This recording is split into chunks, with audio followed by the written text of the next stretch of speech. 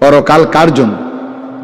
আমরা মুসলমান, আমরাই যদি পরকাল না চিনি, না বুঝি, আমাদের উচ্চারণে, আমাদের অনুভূতিতে, আমাদের আচরণে, আমাদের কথাবার্তা উঠা বসার মধ্যেই যদি পরকালের কোনো নমুনা দেখা না যায়, তো হিন্দু বৌদ্ধদের মধ্যেই দেখা যাবে। কথা উত্তর দেন।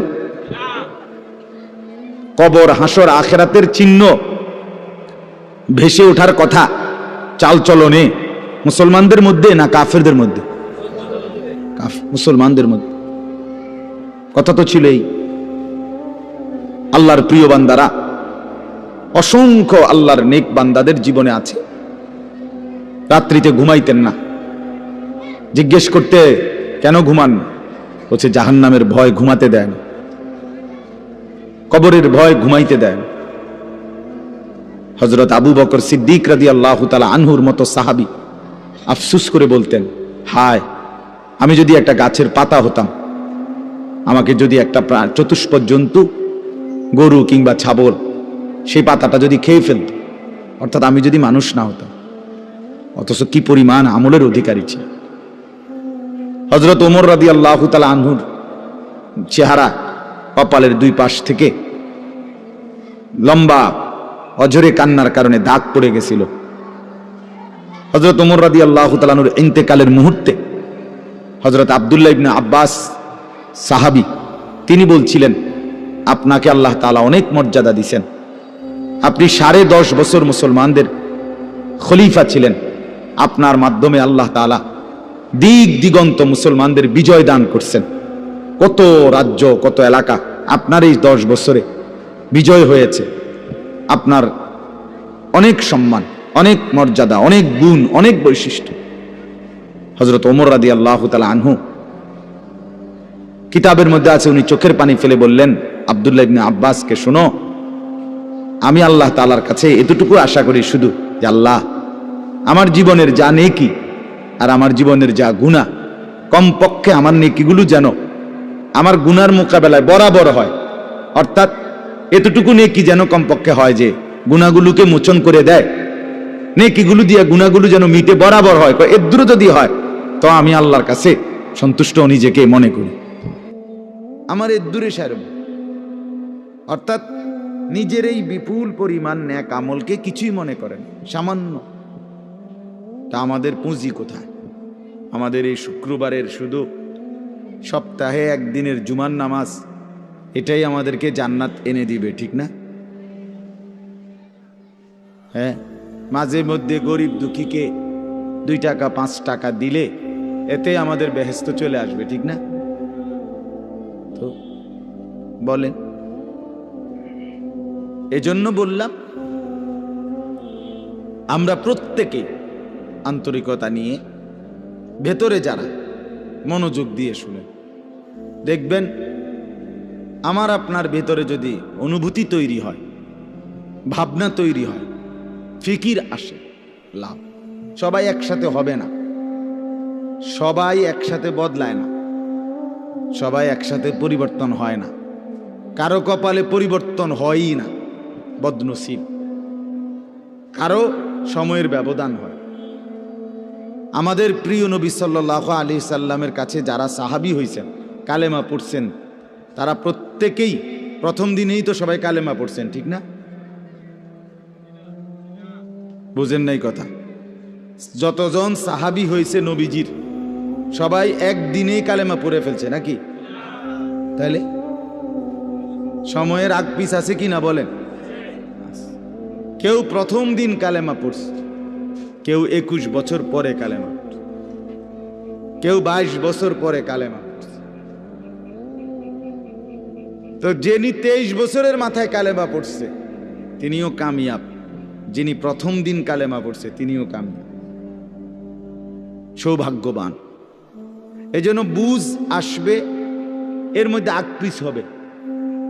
সবাই একই দিনে জোনায়েদ বাগদাদি হবে না, সবাই একদিনে বাইজিদ বুস্তামি হবে না, সবাই একদিনে রাবেয়া বসরি হবে না। সময়ের ব্যবধান হবে, আকপিস হবে, এবং কারো কপালে হেদায়েত জুটবেই না। ইন্নাকা লা তাহদি মান আহবাবতা, আল্লাহ তাআলা আমাদের নবী সাল্লাল্লাহু আলাইহি সাল্লামকে বলছেন, আপনি খুব চাইলে, ভালোবাসলে আপনি নিজে কাউকে হেদায়েত দিতে পারবেন না, সেখানে আমি কে? কথা বলেন না। সেখানে আমাদের কোনো পাত্তা আসেনি কোনো। খুদ রসুলকে আল্লাহ বলছে, হে নবী আপনি চাইলে হবে না, আমি চাইতে হবে। ওয়ালাকিন্নাল্লাহ ইয়াহদি মান ইয়াশা, বরং আমি আল্লাহ যাকে চাই আমি তাকে হেদায়েত দান করি। তাহলে মূলত হেদায়েত দেয় কে? ফায়সালা কার হাতে? আমার বলা আপনার শোনা কোনোটাই মূল বিষয় না। মূল বিষয় হলো এটা একটা উসিলা ধরা, কিন্তু মূল ফায়সালা কার হাতে? ওয়ালাউলা ফাদলুল্লাহি আলাইকুম ওয়া রাহমাতু মাজ। এই বেটা মোবাইল না ধরতে মানা করছি। সুন্দর করে বললে হয় না, অনেকের খাসিয়ত এতটাই যে ধমক না দিলে, কথা বুঝছেন না, এটা তার একটা তবিয়ত হয়ে গেছে। না আমারে এমনি করলে আমি বুঝতাম না, আমার দমকাই তুমি বদ অভ্যাস। মানে জিন্দিগির একটা মিনিট লজ্জা শরম কিচ্ছুর কোনো ধার ধারে না ছেলেরা। মোবাইল ছাড়া 1 মিনিট থাকতে রাজি না। এবারে মা দেখুক, নাহলে বাফে দেখুক, নাহলে হুজুর দেখুক, নাহলে একবার আব্দুল কাদের জিলানি দেখুক, আমার এত কোনো অসুবিধা নেই। আমার দরকার মোবাইল আছে, আমি আছি, খালাস। আমার জিন্দিগি এবার ইজ্জত থাক বা না থাক, আমার চরিত্র থাকুক বা না থাকুক, আমার আল্লাহ খোদা আখেরাত পরকাল কিচ্ছু না থাকুক, আমার মোবাইল আছে, খালাস, আমার জিন্দিগি সার্থক। এই হলো জিন্দিগি, মানে জীবনটাই মোবাইলটাই জীবন। বেঁচে আছে মোবাইল টিপবার জন্য, মোবাইল বানানো হয়েছে তার কাছে পৌঁছবার জন্য। আজ ছেলেদের হালাত মানে বেঁচেই আছে এটার জন্য, বেঁচেই আছে। জিন্দিগিটাই এটার সাথে সম্পৃক্ত, জীবনটাই এটার সাথে। পৃথিবীতে কোন যুগে, মনে রাখবেন এই পৃথিবীর ইতিহাস এটা, পৃথিবীতে কোন যুগে একসাথে সম্মিলিতভাবে যুব সমাজ এত বেশি গাফেল, অকর্মণ্য, অপদার্থ কোন যুগে হয় নাই একসাথে। এখন যেটা আগে একটা সমাজে, একটা এলাকায় বখাটে দুশ্চরিত্র একজন ছিল, দুইজন ছিল, চিহ্নিত, কথা বোঝেন নাই, চিহ্নিত, তারে মানুষ চিনত, তে সুর, গ্রামে চুক্তি হয়তো একজন, তে একটু খারাপ, তার লগে মিশ্র না। কিন্তু এখন ভদ্রগড়ের ছেলে, স্বাভাবিক ঘর থেকে বের হইছে, মুসলমানের ছেলে, দিনের পর দিন, রাতের পর রাত এক ওয়াক্ত নামাজ পড়ে না। এতে মা বাবারও কোনো আফসোস নাই, এলাকাবাসীরও কোনো আফসোস নাই, পাড়া মহল্লার সর্দার মাতব্বর কারো কোনো আফসোস নাই, কারো মুখে এই নিয়ে কোনো আলোচনা নাই যে কি আমগো এলাকার যে ফুলাফান্ডি এগুলা যে কোনো নামাজই পড়ে না, আমগোর সামনে দুষ্টামি করে, হাঁটাহাঁটি করে, আমরা কি এটা বলতে পারি না? এই অনুভূতিটুকু পর্যন্ত লোপ পাইছে। এত দুর্ভাগ্য মুসলমানের ইতিহাসে আর কখনো হয় নাই। বেনামাজি আগেও ছিল, কথা বোঝেন নাই, বেনামাজি আগেও ছিল, এতটা গাফেল আগে ছিল, মা বাপ এত অসচেতন আগে ছিল। আমার মনে আছে আমরা প্রাইমারি স্কুলে হিন্দু স্যার জমের মতো ভয় পাইতাম, হিন্দু মাস্টার, কিন্তু ভীষণ ভয় করতাম। স্যারে দেখলে মাইরা লেগে, এতটা ছিল একটা সময়। কত আজ থেকে 500 বছর আগে, ঠিক না? আমার বয়স ধরেন 500 বছর, আমি আদি যুগের মানুষ, এরকমই তো। আমার বয়স 42 বছর রানিং, শুরু হয়েছে 41 শেষ হয়েছে, তাহলে 30 বছর আগের কথা। আমার পড়ালেখার প্রাইমারি ছোটবেলার জীবন 30 বছর আগের কথা না, 30 বছর আগে। তাহলে এই জন্য বললাম জিন্দিগিটা মোবাইলটার উপরে তুলে দিস। হাসি কান্না আনন্দ বেদনা, হাসলে কাশলে, পেশাব পায়খানা টয়লেট বাথরুম, হ্যাঁ, হোটেল রেস্তোরাঁ পার্ক, যেখানে যখন যাবে 24 ঘন্টার মেইন কাজ আগে একটা ছবি উঠান, আগে ছবি উঠান, এরপরে বাকি কাজ। আমি সেদিন ওই ফেরিঘাট, ফেরির মধ্যে উঠছি, বুঝছেন, ফেরি পার হমু আর কি, আমার গাড়ি উঠছে, আমিও উঠছি। তো দেখলাম যে মোটরসাইকেল দিয়ে এক ছেলে ফেরিতে, মোটরসাইকেলটা নিয়ে উঠছে ফেরিতে, উইটা মাত্র এক পাশে এবারে ব্রেক করে থুইছে, থুইয়া মানে একটা মিনিট দেরি হয়েছে না, আগে এটার পাশে দাঁড়াইয়া একটা ছবি উঠাইছে, আগে উঠাইয়া চুল টুল ঠিক করে ছবিটা 2-3টা পোস্টে উঠাইয়া এরপরে হেঁটে চারিদিকে চাইছে যে আগে মানুষ আসেনি আরো, না আমি শুধু ফেরি। মানে তার প্রথম দায়িত্ব কি উঠানো, ছবি উঠা। তাহলে কি পরিমাণ ছাগল মানুষের বাচ্চা পরিণত হইছে, বুঝতেছেন? তুমি মোটরসাইকেলের লগে খাড়াইয়া ফেরির মধ্যে ছবি উঠাইয়া ফেসবুকে দিলা, তোমার এটা কোন ছাগলে দেখবে? এটার মধ্যে দেখার কি আছে? মোটরসাইকেল কি বাপ দাদা 14 গোষ্ঠী কেউ চালাইছে না? কথা বলেন না কেন? তো তুমি এটা কিতা দিয়ে আইলা, কি দেখুন কি আছে এটা? মোটরসাইকেলে কি আশ্চর্য আর তুমি কি আশ্চর্য? কথা বলে এমন যদি হইতো যে আমি চাঁদের দেশে গিয়ে মাত্র মোটরসাইকেলটা থুইছি, থুইয়া এখন, এটা আমাদের ধারণা না, এটা আমাদের কি ইয়াকিন। তার চাইতে বেশি ইয়াকিন আল্লাহ বলে যার অন্তরের মধ্যে আখিরাতের ব্যাপারে, সে মুত্তাকি, সে আমি আল্লাহর পক্ষ থেকে হেদায়েত প্রাপ্ত, সেই সফল, সেই জান্নাতি। ইয়াকিন পর্যায়ে থাকতে হবে। মানে এক সেকেন্ড আমি যদি দুঃখে পড়তে পড়তে পড়তে জীবনের কোনো চাওয়া পাওয়া পূরণ নাও হয়, কিচ্ছু জীবনের আশা, কত সময় কত কিছু চাইছি, কিছুই পূর্ণ হইল না, খোদার কসম তবুও বিশ্বাস করতে হবে আল্লাহই সত্য, আখিরাতই সত্য। আবার পেতে পেতে আমি যদি গোটা দুনিয়াও পেয়ে যাই, তবুও আমাকে বিশ্বাস করতে হবে এটা স্থায়ী না, এটা কিছুক্ষণের, আমার আল্লাহই সত্য, আখিরাতই সত্য। যার কারণে সাহাবায়ে কেরামের মধ্যে যারা প্রচন্ড গরিব ছিলেন, ওনারাও শতভাগ বন্দিগি করছেন। সাহাবায়ে কেরামের মধ্যে যারা ভীষণ ধনী ছিলেন, তারাও শতভাগ বন্দিগি করছে। হযরত ওসমান রাদিয়াল্লাহু তাআলা আনহু ধনী ছিলেন। হযরত আব্দুর রহমান ইবনে আউফ রাদিয়াল্লাহু তাআলা আনহু অনেক বড় ধনী ছিলেন।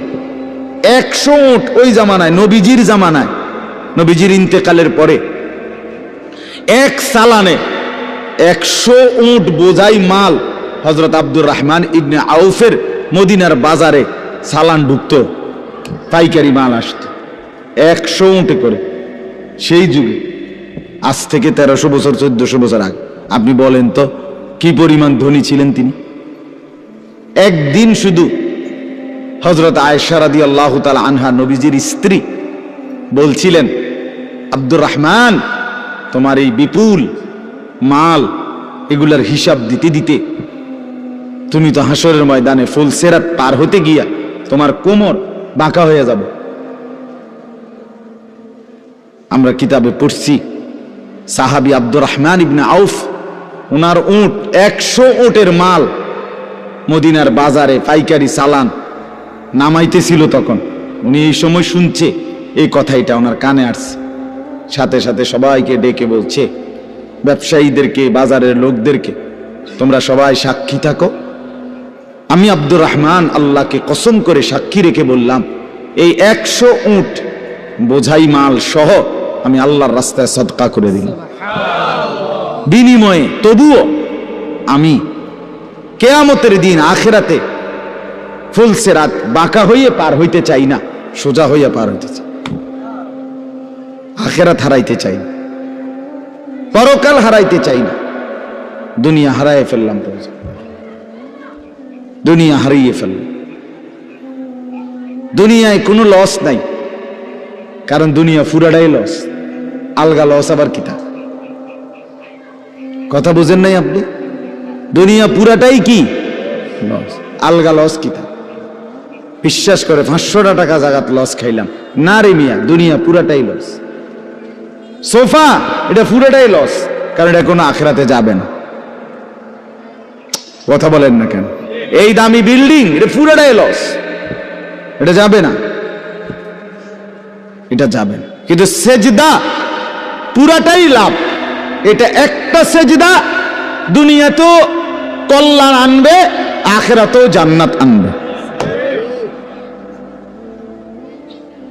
এটা লাভই লাভ, এটা লাভই লাভ। এজন্য সবাইকে বললাম, শুনেন সবাই, কিন্তু সবাই বদলায় না কা, এটা আপনার ভাবার দরকার। আপনি বদলাবেন কিনা সেটা ভাবার দরকার। সবাই লইয়া চিন্তা করলে একসাথে, যে যেদিন আমরা গ্রামের সবাই ভালো হবে, নামাজি হবে, সেদিন থেকে আমিও পড়মু, তাহলে হইতো না। আপনি জীবনও পারতেন, তাইলে পারতেন না। আপনি আগায় যাইতে হবে আলাদা, অন্যকে ডাকতে হবে আল্লাহর দিকে, কিন্তু নিজেকে বাদ দেওয়া যাবে না। নিজের জীবন গঠন করতেই হবে, নিজের জীবন। আমি আপনাদের সবাইকে বললাম এশার নামাজ পড়েন। এখন সবাই পড়লো না দেখে বুঝি আমি পড়তাম না। কথা বলেন না কেন? সবাই পড়ছে না দেখা আমিও পড়তাম না, এটা কথা? এটা কোনো যুক্তির কথা হলো নি? কথা বল। এই জন্য বললাম এটা গুরুত্বপূর্ণ। আমরা এটা বুঝি কম। আমরা শয়তানে বুঝাই দিছে, ইবলিসে, যে বলবি কি করমু, গ্রামের সবাই এটা কয়, 10-এর এটা মানুষের, এইটা এই মানুষের উপরে বলে, সবাই বলছে। সবাই বললে কি হয়েছে? তাই বলে আপনি, সবাই বলছে পানির ঝাঁপ দিতে, এজন্য আপনি পানিতে ঝাঁপ দিবেন। সবাই বলছে আগুনে পড়তে, এজন্য আপনি আগুনে পড়ে যাবেন। কোনো বাস যদি অ্যাক্সিডেন্ট হয়, 50 জন যাত্রীর মধ্যে যদি 49 জনও মারা যায়, আর একজন লোক যদি বুঝে সে বাঁচতে পারবে, বের হইতে পারবে, এই কারণে সে যে না 49 জন মরে গেছে, যেহেতু আমার আর বাচ্চা লাভ কি, আমিও মরে যাই, এটা নিয়ে কই বসে, সে কি একা হলেও বাঁচতে চাইবে না? তাহলে আপনি জাহান্নাম থেকে বাঁচতে চাইবেন না কেন? সেটা কি আগুন না? সেটা কি এর চাইতে বড় বিপদ না? তো এজন্য কোরআনুল কারীম আল্লাহ তাআলা বলছেন, প্রথমে সবার কথা বলার আগে বাই সিরিয়াল নবীজিকে, ইমানদারদেরকে সবার কথা বলছে, কিন্তু সবার আগে বলছে কু আনফুসাকুম। আগে এটা বলে নিছে, আগে নিজেকে বাঁচাও, এরপর ও আহলিকুম, পরিবারকে বাঁচাও, এরপর লিতুনদিরা আহলাল কুরা, লিতুনদিরা উম্মাল কুরা ওমান হাওলাহা, নিজ এলাকা এবং তার আশপাশের মানুষকে বাঁচাও, এরপরে বাঁচাও। তাহলে এটা পরে ধীরে ধীরে, আগে নিজেকে বাঁচাও, এরপর পরিবারকে বাঁচাও। ওয়া আনদির আশিরাতাকাল আকরাবিন, এরপর আত্মীয় স্বজনদেরকে বাঁচাও, এরপর মহল্লাবাসীকে বাঁচাও, এরপর সম্ভব। এটাই সম্ভব।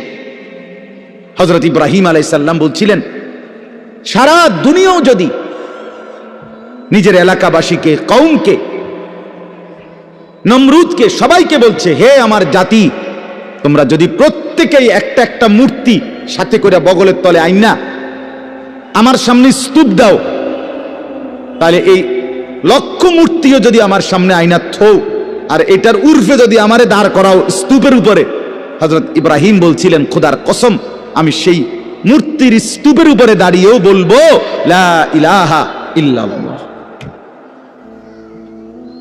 লা ইলাহা, আল্লাহ ছাড়ার কোনো ইলাহ নাই, আমি আমার আল্লাহকেই ডাকব। আমরা কিতাবে পড়ছি, রাসূলুল্লাহ সাল্লাল্লাহু আলাইহি সাল্লামের একজন নওজোয়ান যুবক সাহাবীকে খ্রিস্টান যুদ্ধে খ্রিস্টান সৈন্যরা বন্দী করছিলেন। খ্রিস্টান সেনাপতি এতটা সুন্দর ছিলেন, উনি নিজের মেয়েকে বিয়ে দেওয়ার জন্য খ্রিস্টান সেনাপতি ওই যুবক সাহাবীকে প্রস্তাব দিছিলেন, তুমি আমার ইসলাম ছেড়ে খ্রিস্টান ধর্ম গ্রহণ করো, আমার সুন্দরী রূপসী কন্যা তোমাকে বিয়ে দেব। তিনি বলছেন, আল্লাহর কসম, আমি তো গোটা পৃথিবী ত্যাগ করতে পারি, কিন্তু ঈমান ছাড়তে পারি না। তখন বন্দী করে রাখছে নিজের রূপসী মেয়েকে, 3 দিন আবদ্ধ করে। ওই সেনাপতি নিজের মেয়েকে বলছে, তুই তার সাথে একাকী থাক 3 দিন, যে কোনো মূল্যে তুই তাকে অপকর্ম করতে চেষ্টা কর। 3 দিন পরে সেই মেয়ে ওই আবদ্ধ ঘর থেকে বের হয়ে বলছিল, বাবা ইন্নাহু হাজারুন আম শাজারুন, আল্লাহর কসম বাবা আমার মনে হয় যে এই লোকটা এটা হয় পাথর নয়তো কোনো গাছ। লা ইয়ালতাফিতু ইলাইয়া মাররাতান, সে তো আমার দিকে একবারের জন্য এক নজর ফিরেও তাকায়।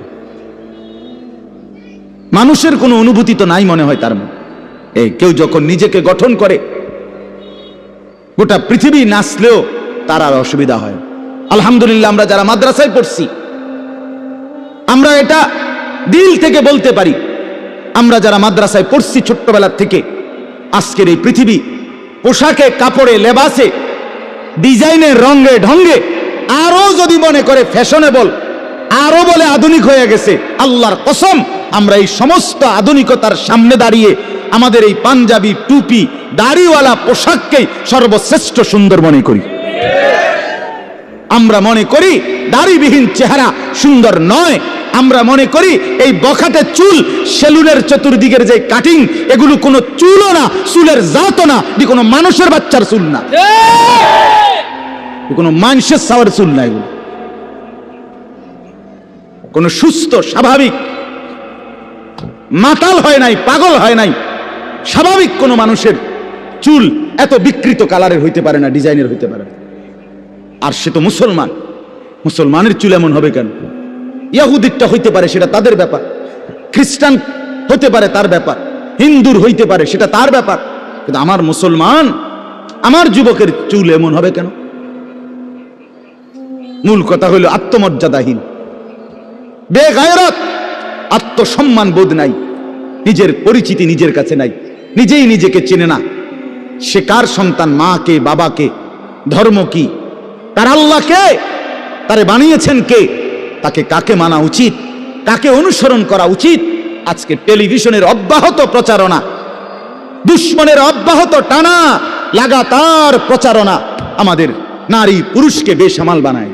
সবাই মিলে পাগল যে কাফেরের মতো সাজো, দুশ্মনের মতো সাজো, ইহুদির রঙই রং, খ্রিস্টানের সাজে সাজ, কাফের বেঈমান নাস্তিক মুরতাদ তাদের রং ঢং, তাদের চুল, তাদের লেবাস, তাদের জামা, তাদের শাড়ি, তাদের গহনা, তাদের প্যান্ট, তাদের লেবাস, তাদের পোশাক, এটাই সৌন্দর্য, এটাই আকর্ষণীয়। এটা হলো মূলত রুচিহীনতা, বিকৃত মানসিকতা, আত্মসম্মান বোধ, আত্মপরিচয়হীন ব্যক্তির পরিচয়। যে নিজেকে চিনে না, যে জানে না আমি চিনি আলহামদুলিল্লাহ, আমার আল্লাহ আছে, আমার একজন রসুল আছে, আমার একটা কিতাব আছে, আমার একটা ধর্ম আছে, আমি কেন অন্যের পোশাক পরব, আমি কেন অন্যের রঙে সাজবো? আমি কি ফকির? কথা বলেন না কেন? আমি ফকির নাকি বেটা? আমি তোরটার মতো মানবো কেন? আমার আল্লাহ আছে না, আমার রসুল আছে না, আমার লক্ষ চাইতে বেশি সাহাবী আছে না, আমার আউলিয়ায়ে কেরাম আছে না, ওলামায়ে কেরাম আছে না। তাইলে এজন্য দয়া করে প্রত্যেকে ফিকির করেন, আত্ম উপলব্ধি বড় নিয়ামত, বড় নিয়ামত। নিজেকে চিনা, নিজের বুঝ বুঝা, দুনিয়ার ব্যাপারে বুঝেন, আরো দেখেন, আরো ভাবেন, একজন একজন করে ভাবেন। দুনিয়া আরো যদি সাজান, খোদার কসম ক্ষণিকের ক্ষণিকের ক্ষণিকের অল্প সময়ের দুনিয়া চমৎকার সাজাইয়াও তৃপ্ত হইতে পারবেন না, তৃপ্ত হইতে পারবেন। এবছর চমৎকার রং দিছেন বিল্ডিং এ, 2 বছরের মাথাত বিভিন্ন খান দিয়া সামরা উঠা, এটা আবার যেই সেই, ঠিক কিনা বলেন? তা আবার রং দাও। এই সোফা চমৎকার বানাইছিল, ওই যে বার্নিশ নাই, দেখেন এই যে সোফাইটা, এই যে দেখেন, কথা বলেন না, এই সোফাইটার মধ্যে আসেনি অন বার্নিশ, এইটা আবার কি করতে হইব? তো লাভ হইল কই? দুনিয়া তো ধোকা, দুনিয়া ধোকা। এই সৌন্দর্যময় চেহারা নারী 30 বছরের ব্যবধানে উনি বুড়ি, আর কেউ ফিররা এদিকে ফিরা সেফ হালায় না। আজ যেই যুবতী, যেই বেহায়া নারী, বেপর্দা মহিলা বাজারে বাজারে ঘুরতো, যৌবন, আরে সেটা তার সম্পদ না, তারটা হইলে তো, নিজের হইলে তো সে কখনোই বুড়া হইতো না। আল্লাহ তাআলা বলছে, আমি যখন যৌবন শেষ করে দিলাম, তো এখন আর কোন পুরুষ তার দিকে ফিররা থুতুও বালায় না,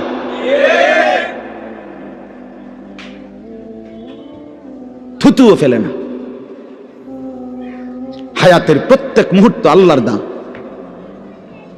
দুনিয়া অল্প ক্ষণিকের, দুনিয়ার প্রত্যেকটা অবস্থা পরিবর্তনশীল। এই যে বৃষ্টি হচ্ছিল এখন নাই, আবার একটু পরে হইতে পারে। এই যে অন্ধকারে ঢাকা, এটা স্থায়ী না, একটু পরে আবার সকাল হবে। এই যে চমৎকার আলো, এটা স্থায়ী না, একটু পরে আবার সন্ধ্যা হবে। এই তো হাসতেছে লোকটা, কিছুক্ষণ পরে আবার কাঁদবে। এই সুস্থ মানুষ, কিছুক্ষণ পরে আবার ব্যারাম, রোগ। এরই নাম দুনিয়া, ঘুরতে থাকে, পরিবর্তনশীল, স্থায়ী না। অল্প সময়, অল্প সময় দুনিয়া, অল্প কিছুক্ষণের।